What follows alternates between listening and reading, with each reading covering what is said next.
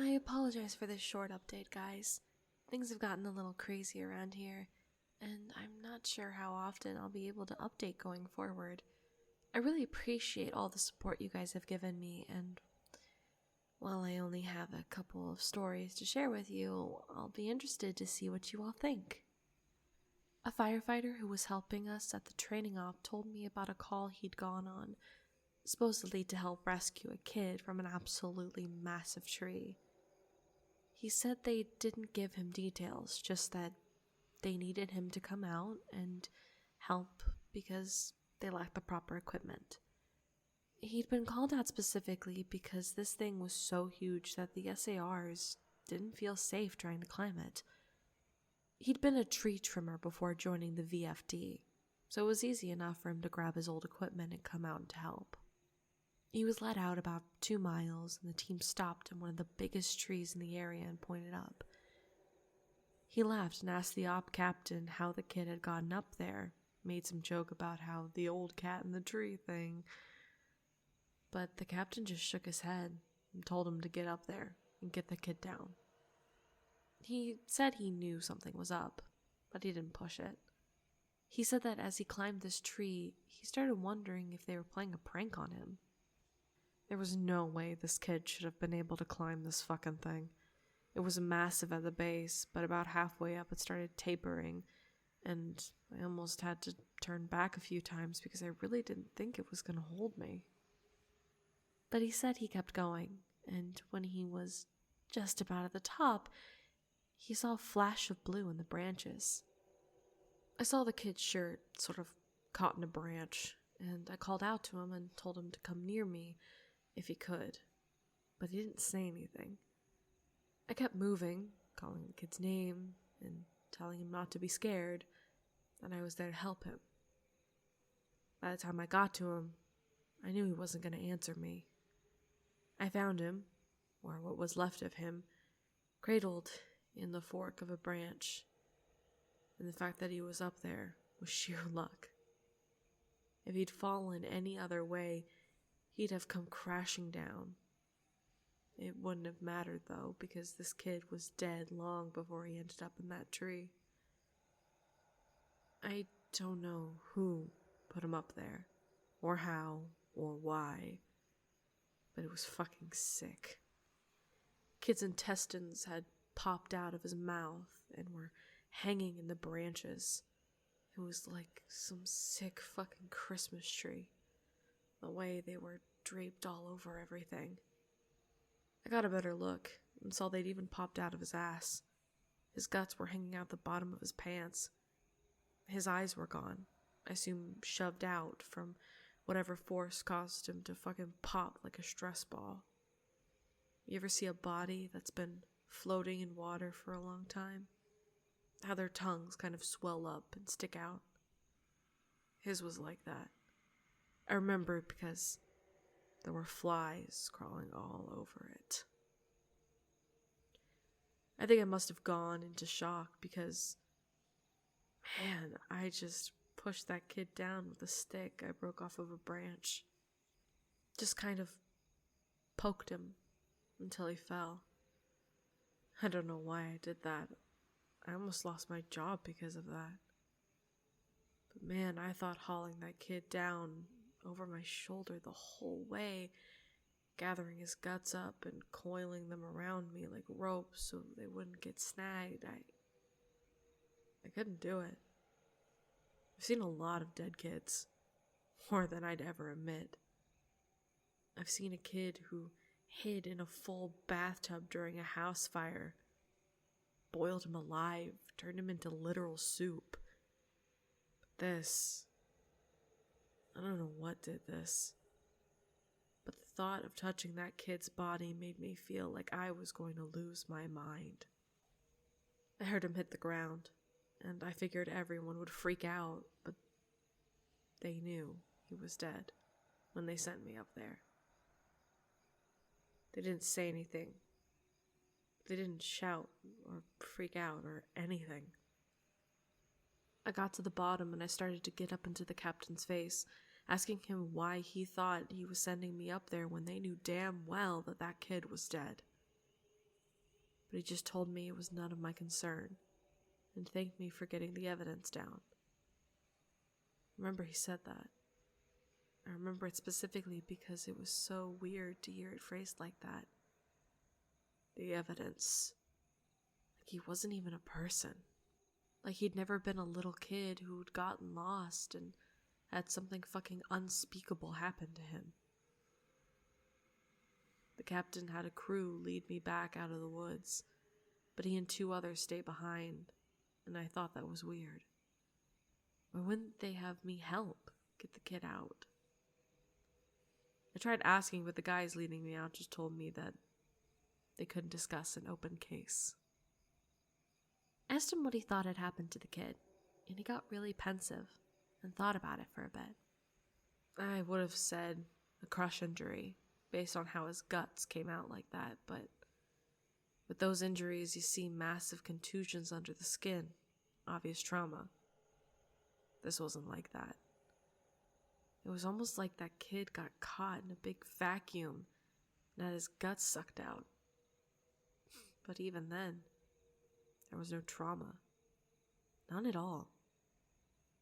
It bothers me, man. It bothers the hell out of me. One of the vets at the training op reads nosleep, and he recognized my stories. He knows me pretty well, and we've swapped stories before. He asked if he could share something he'd noticed about the stairs and some thoughts he had. I'm really glad you decided to share these. I think it's important that people be aware of what's out there, especially since the Forest Service is doing such a good job at covering it all up. I asked him what he meant. What do you mean, what do I mean? The lack of any kind of media attention? No coverage of missing kids or bodies found miles from when they originally got lost. David Paulides hit this right on the head. The FS is doing everything they can to keep people coming here, even if it isn't safe. I mean, to be fair, it's not like these things happen every day, but the numbers add up, and it's worth looking into, especially the stairs. I was surprised you didn't mention the flipped ones.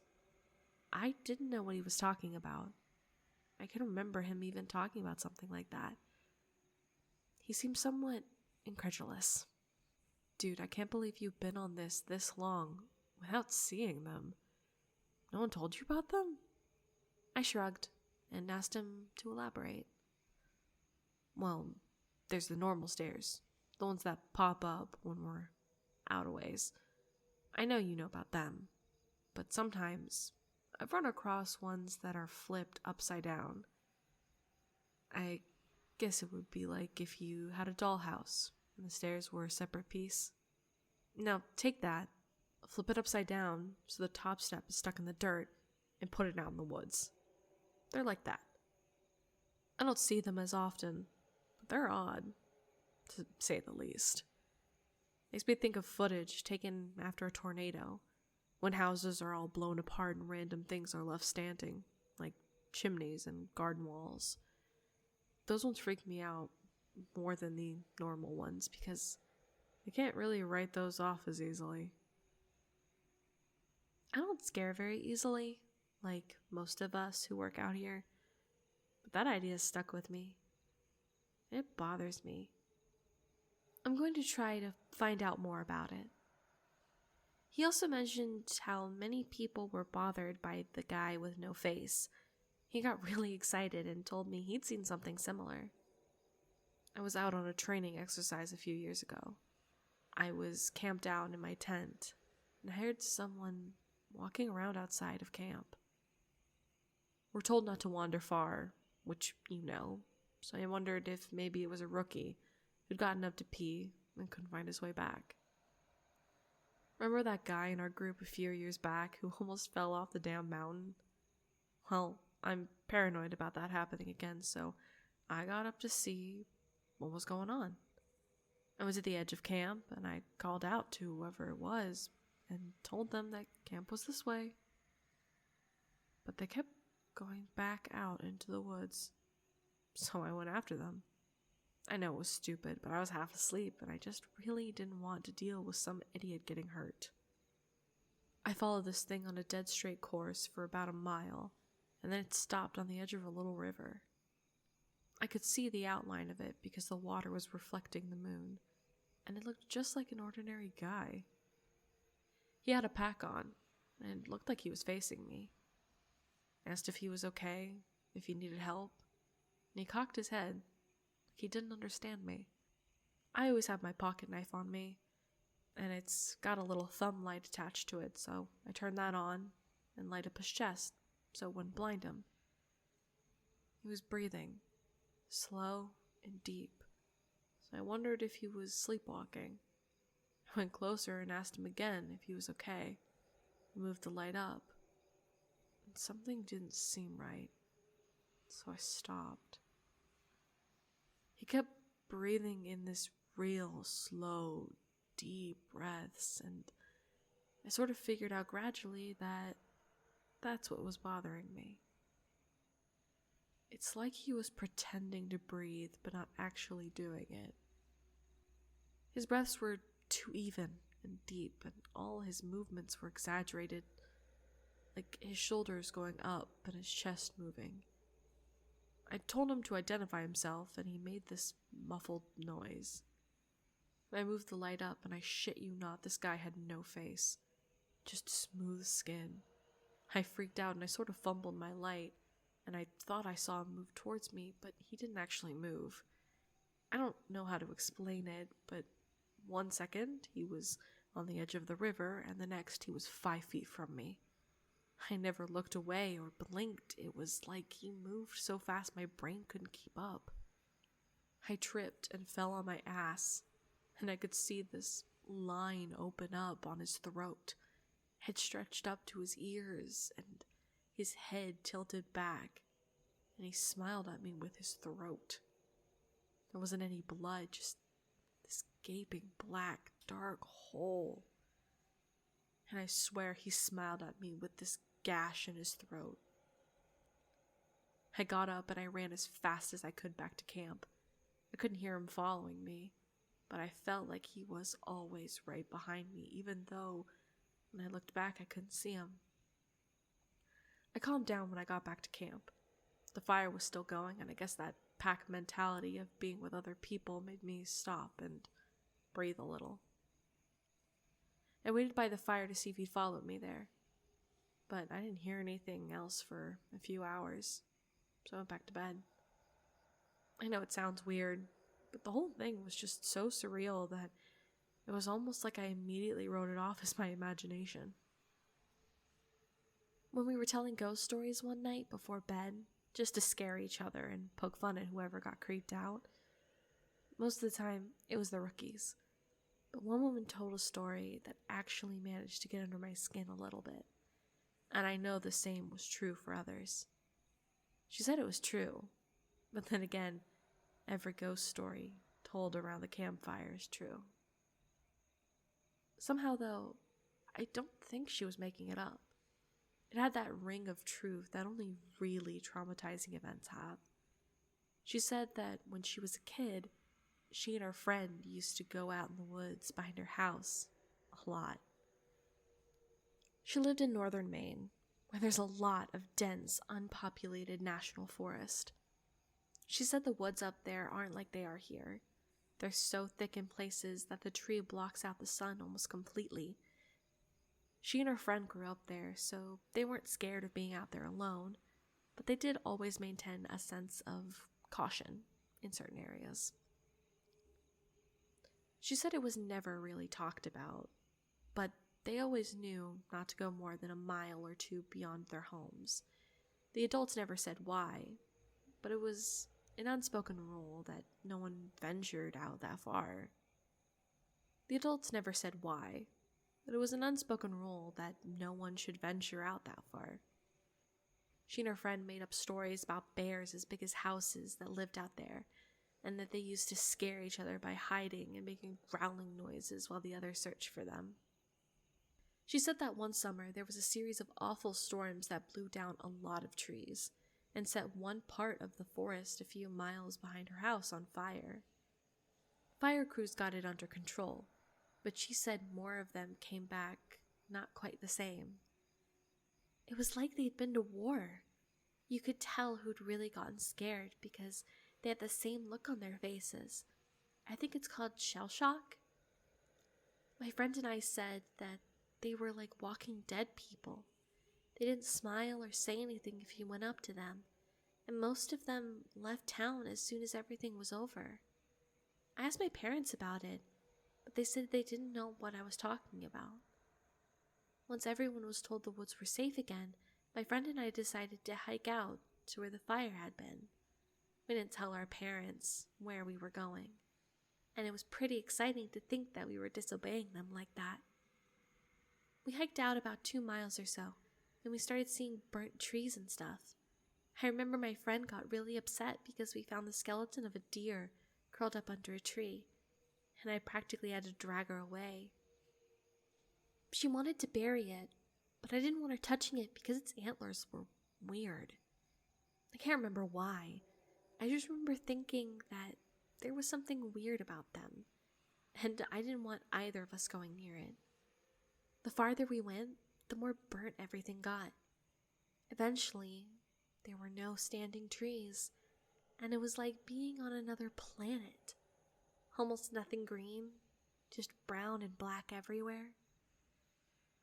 We were standing there looking at it all, and we both heard someone shouting in the distance. I panicked because I thought it was my dad, and that he was going to tell me I was grounded. My friend broke off and went to hide behind a big rock because she said she also didn't want to be caught out here. Her parents had forbidden her to come out into the woods at all, and she lied and told them we were going to the movies. I followed her, and we kept listening. I could hear this voice getting closer, and I realized they were calling for help. I thought maybe it was some hiker who'd gotten lost and needed directions back to town. That used to happen all the time, so I was used to helping people out. I heard him following my voice, so I kept calling out until I saw him running in the distance. He got closer, and I could see that his face was all red. I told my friend to give me her pack because she had a first aid kit. She made this noise like she was grossed out, and she asked me if I saw his face. I told her to shut up, and I jogged up to meet him. I stopped about halfway, and when he stopped in front of me, I could see that his nose and lips and part of his forehead were all gone. It was like they'd been sliced clean off. He was bleeding, bad, and I saw that the knees of his pants were red too. I took a step back, but I was too scared to move much, and he grabbed my shoulders. It felt like I got a shock, and he jerked back. He started babbling, and I couldn't tell what he was saying, except that he kept asking how long he'd been gone. He asked me where his unit was, but I just shook my head. He looked me over, and he saw my Walkman, and he screamed. He just kept babbling and touching his face, and I realized he wasn't wearing the right clothing.